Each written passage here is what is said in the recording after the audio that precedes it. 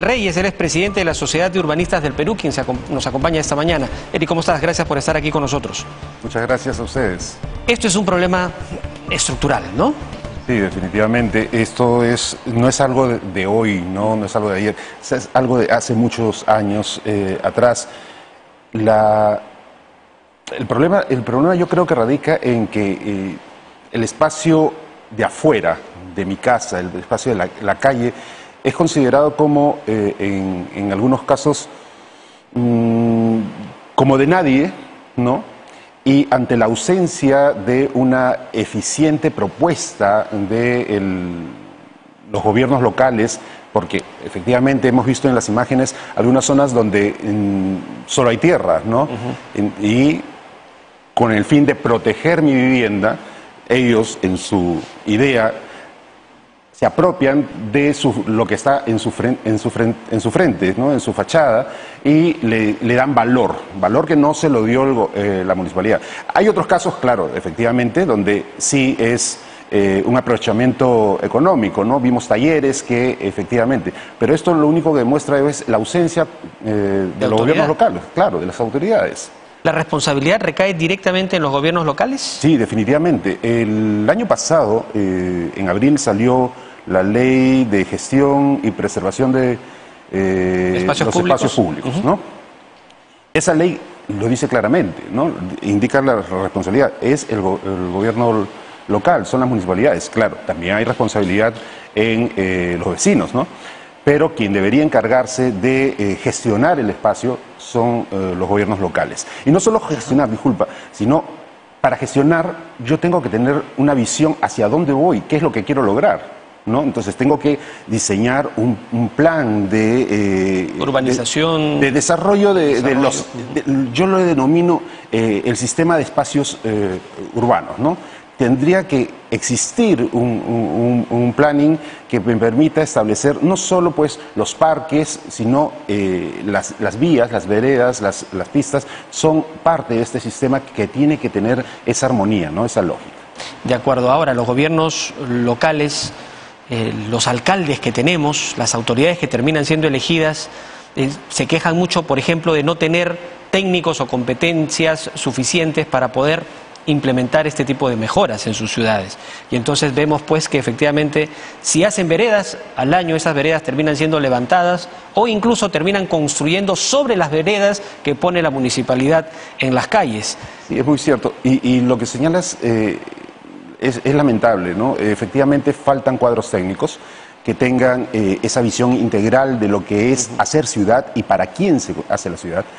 Te doy un ejemplo. Por ejemplo, hay distritos como Cieneguilla, donde efectivamente la municipalidad hace veredas, pero veredas para los que tienen la capacidad de subir gradas, porque es una zona de pendientes, ¿no? Entonces, ¿qué pasa con las personas que tienen movilidad reducida? Una silla de ruedas no va a subir las gradas. Una silla de ruedas, una señora con su bebé en el coche, no lo pueden hacer.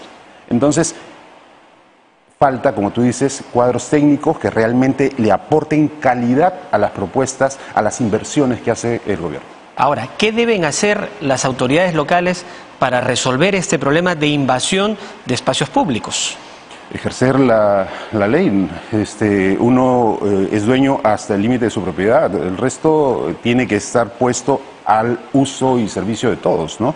Pero efectivamente bajo una propuesta integral, porque si efectivamente la municipalidad no hace veredas, no hace pistas y el vecino construye veredas, efectivamente, él se las apropia para cuidarlas, defenderlas. Yo construí la vereda, yo le pongo además su cerquito para mantenerla, luego le pongo su techo y luego extiendo mi sala y eso es un poco lo que pasa, ¿no? Sí, eso es lo que llega a pasar, pero a lo que me refiero es que esa percepción de la ciudadanía va a existir mientras no encuentre la contraparte en el gobierno local, ¿no? Una propuesta que permita enriquecer la ciudad, ¿no? Enriquecer el espacio urbano.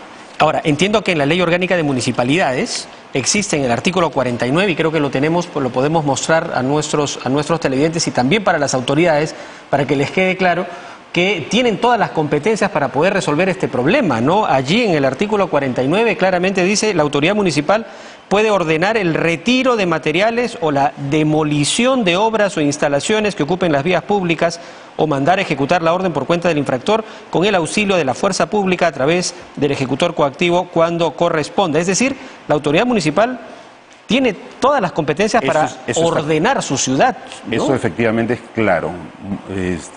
Si no lo hacen, como mencionó Augusto hace un instante en el reportaje, quizá es porque no tienen los recursos, ¿no?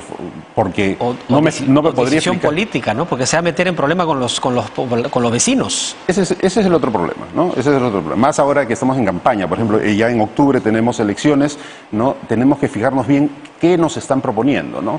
Los candidatos, porque efectivamente construir la ciudad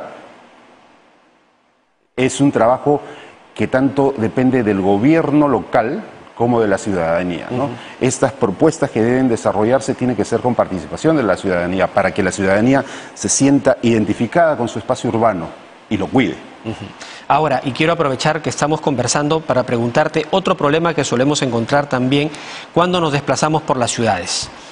Por un lado, las obras, calles rotas, totalmente cerradas, cercadas intempestivamente de un momento a otro y luego abandonadas sin terminar de ponerlas en un buen estado, o los camiones que se ponen sobre las veredas impidiendo el tránsito porque 2, 3, 4 días están cargando, llenando techos, llenando columnas, en fin.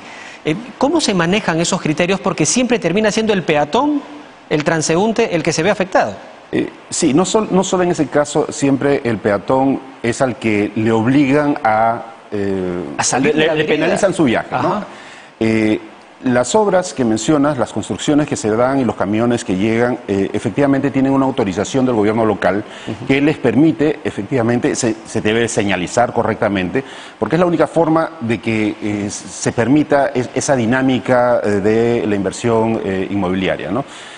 Pero efectivamente, creo que lo que debe quedar claro es que tenemos que cambiar la mirada y construir ciudad, construir espacio público para las personas, para los peatones, ¿no? Es el espacio público el lugar donde pueden desarrollarse actividades sociales, actividades económicas, no solo es el ocio, el esparcimiento, ¿no? Es donde se construye ciudad y ciudadanía. Ahora, otra pregunta que quiero hacerte, que siempre me ha llamado la atención, aquí mismo en Lima hay distritos en donde no hay veredas. Sí, efectivamente. Las fachadas de las casas terminan al costado de la pista. Surco, La Molina, ¿no? Son algunos ejemplos claros. Me parece que eso obedece a modelos de diseño urbano o de habilitación urbana extranjeros, ¿no? Donde el auto es el medio, ¿no? Y nadie camina, ¿no? En algún momento, por algunos temas laborales, he conversado con las personas y lo que dicen, pero acá nadie llega a pie, ¿no? ¿Para qué necesitamos veredas? Eso quizá en algún momento pudo haber sido, ¿no? Pero hay personas que tienen que interactuar, ¿no?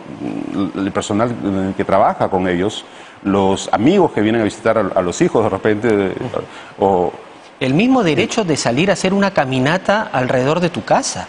Claro, pero es el concepto que no lo tienen, ¿no? Efectivamente, pero eso va cambiando. Yo creo que efectivamente que esas zonas que mencioné hace un instante deben ir cambiando, deben adaptarse, ¿no? Y debemos... Pero ¿eso significa que se han apropiado de espacio público? No, porque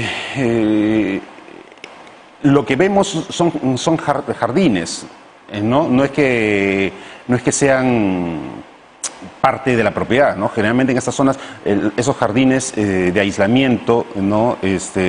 Pueden perfectamente la municipalidad en el momento que quiere convertirlos. Dicho de otra manera, cuando nosotros vemos una vía, una pista, una carretera, ¿no? Una pista, necesariamente debemos de mantener hacia ambos extremos una especie de una franja marginal. Claro, es obligatorio. Lo que pasa es que depende la zona, la urbanización, la modulación de la sección vial, que está claramente establecida, ¿no? Digamos, tenemos 2 carriles de vía, luego tenemos vereda, ¿no?